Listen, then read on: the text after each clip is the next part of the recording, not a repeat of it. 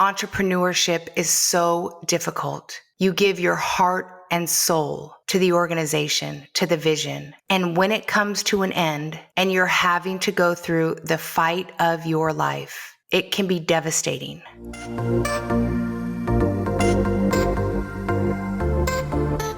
On today's episode, we are going to talk about business partnerships. And I have a great deal of personal experience in this area. And I have also seen so many incidents with my clients running all the way to worst case scenario. So not only are we going to talk about the organization of partnerships from a legal standpoint and also from a capital investment standpoint, but we are going to dive very deep into the weeds, into every scenario I can think of so I can put it on your radar. Anytime that you enter into a partnership or a joint venture, and we'll go into those differences later, you must have an operating agreement. 100% of the businesses that I have worked with do not have operating agreements. It makes sense because when you are first in business, you're just kind of winging it. Oftentimes you incorporate through LegalZoom, and an operating agreement does come in your corporate binder, but it is very vague, very bland. It is not unique to your operations. Yes, it does define what the percentages are. It does define what the capital investments are, but that's where it stops. And for those of you who have actually operated businesses over a period of time, you must know that there are so many other things that can and will come up in this relationship. A business partnership is no different than a marriage, and I want you to think of this business as your child. So while you have that visual, imagine things going sour in the business partnership, and then imagine worst case scenario, fighting over the child, custody of the child, visitation of the child. And that doesn't even include the big fight about money. So let's dive in. When you get into a business partnership, it's usually for a few reasons. Either you are the talent and you need money, or you are the visionary and you need an operator, or vice versa. Why would anybody get into a partnership unless they have a need?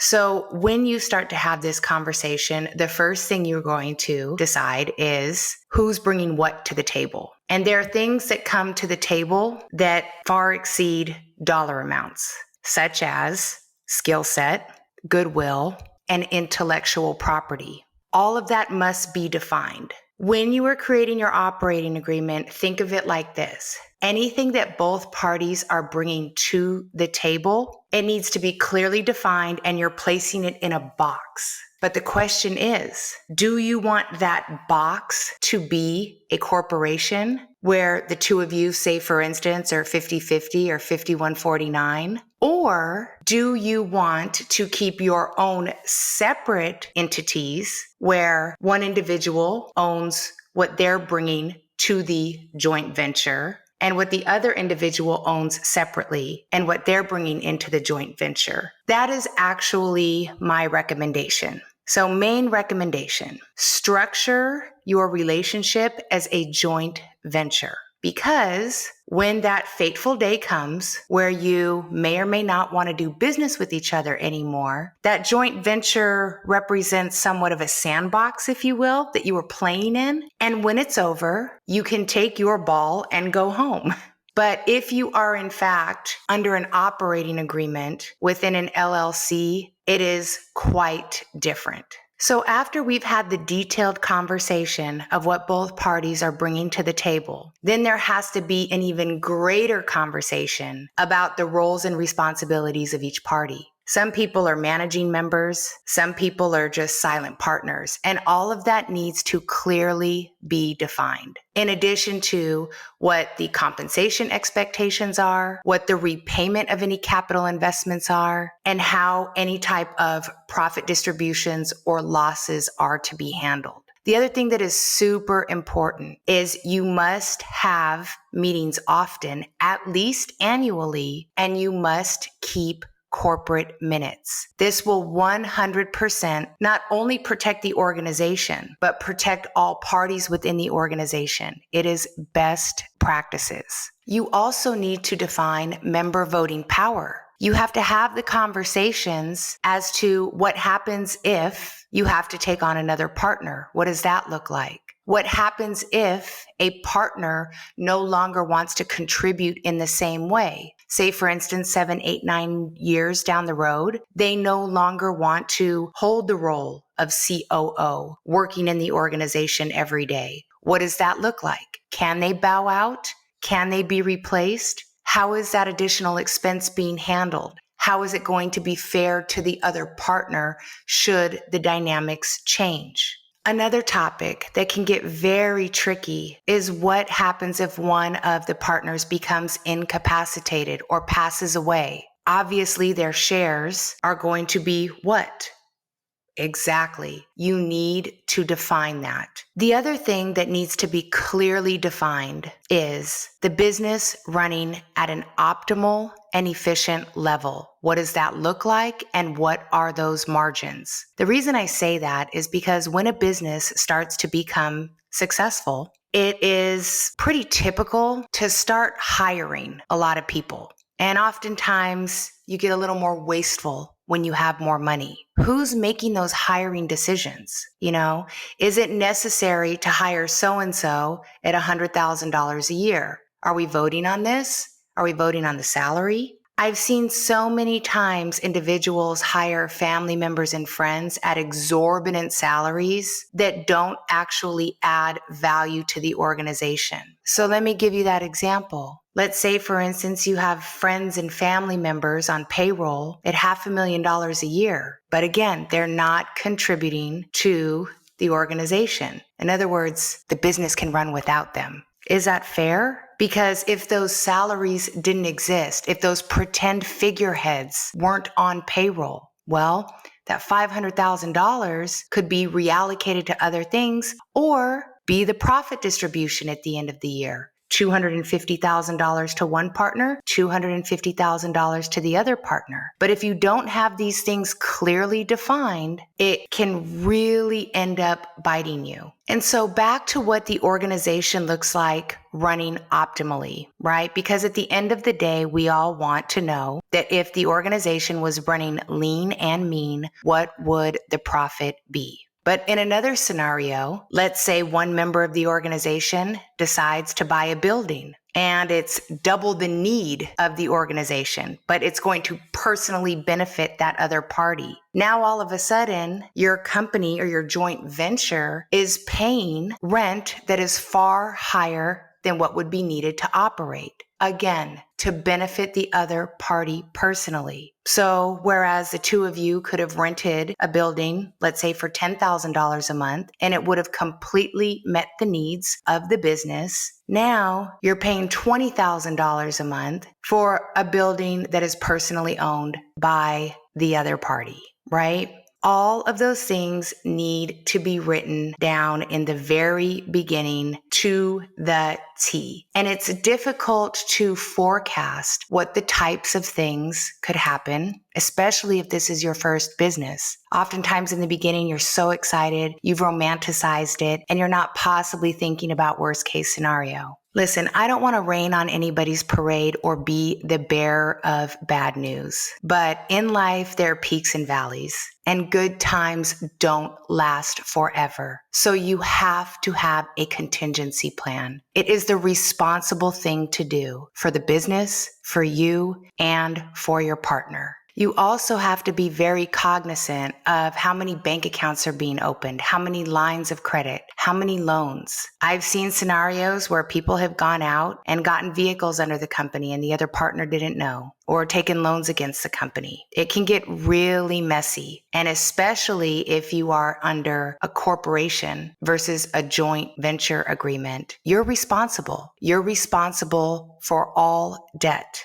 So all of this, again, has to be defined in the operating agreement, because when you go to the bank, when you go to financial institutions, they ask for the operating agreement and they can clearly see who has authority to do what. Now, whether or not you have an attorney draft this for you, take the time to draft it yourself. First, the attorneys will put on the fancy language, but an attorney can't tell you how to operate your business. They don't know the nuances. They don't know your risk tolerance. And at the end of the day, they don't know how you operate and how your partner operates. I hope that the two of you know each other well enough to be able to sit down and have these open and honest and detailed conversations, literally on a yellow notepad, flushing out any and every scenario.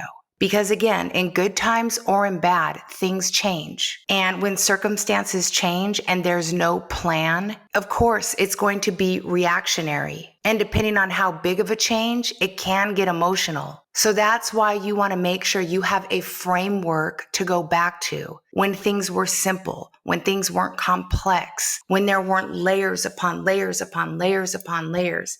Because before you know it, you wake up and 10 years have passed. And there are so many layers, you don't even know where to start. And the last thing you want to do is to be fighting over and through these layers when things have fallen apart, when trust has been broken. So let's talk about what happens when that fateful day comes.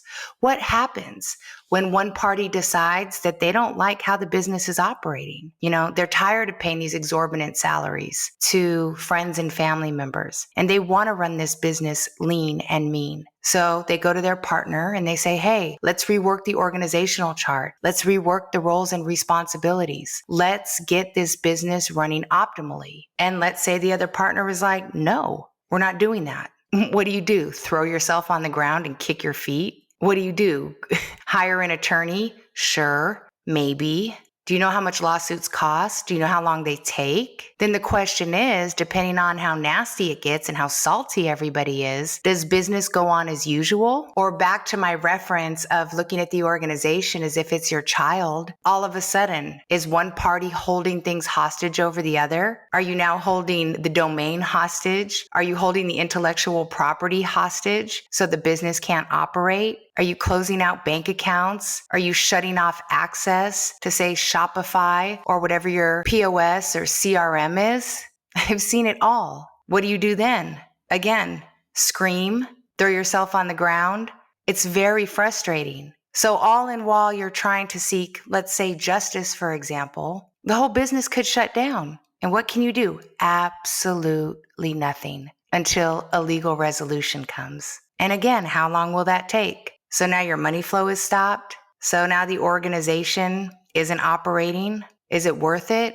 Or could you have just gone on for the next few years while one partner was wasting money or overspending money? These are all things that you have to calculate.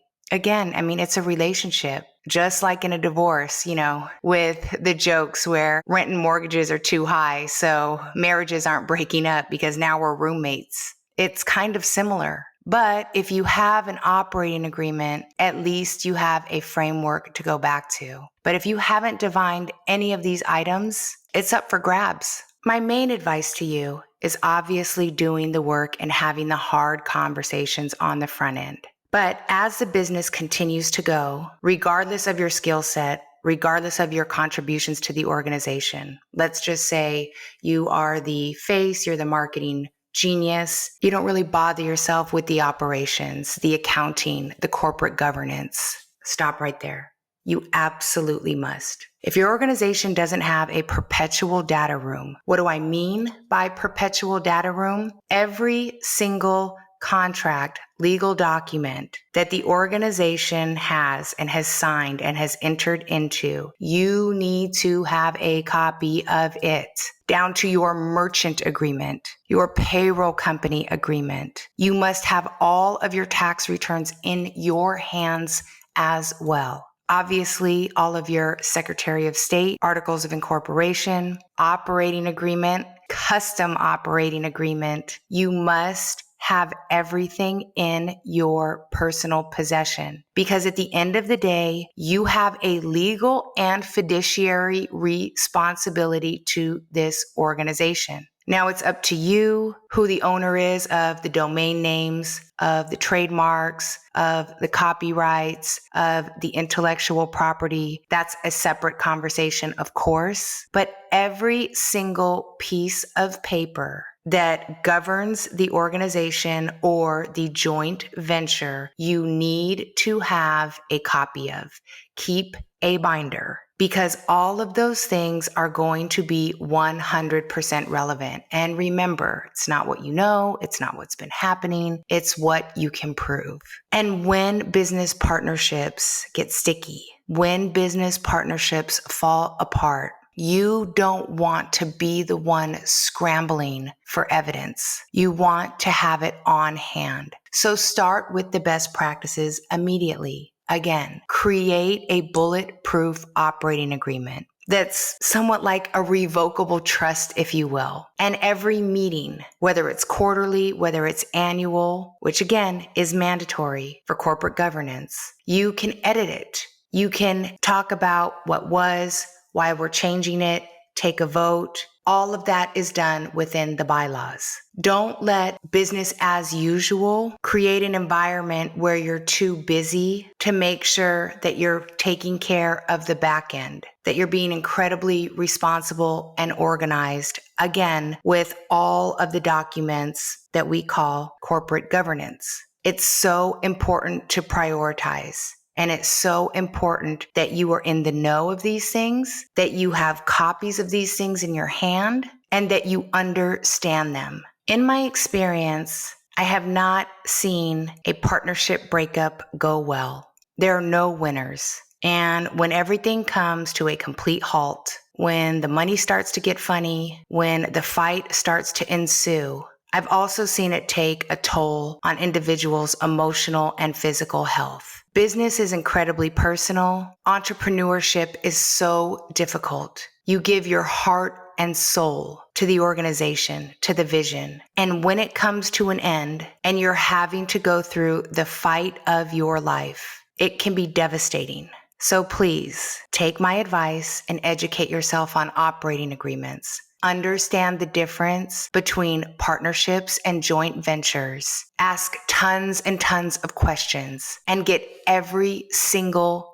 answer possible on paper. No scenario is too small. Cover absolutely everything you can think of. And then, of course, continue the process of ongoing check-in over the years. It will keep your organization healthy. It will bring transparency and accountability to the partnership. Good luck.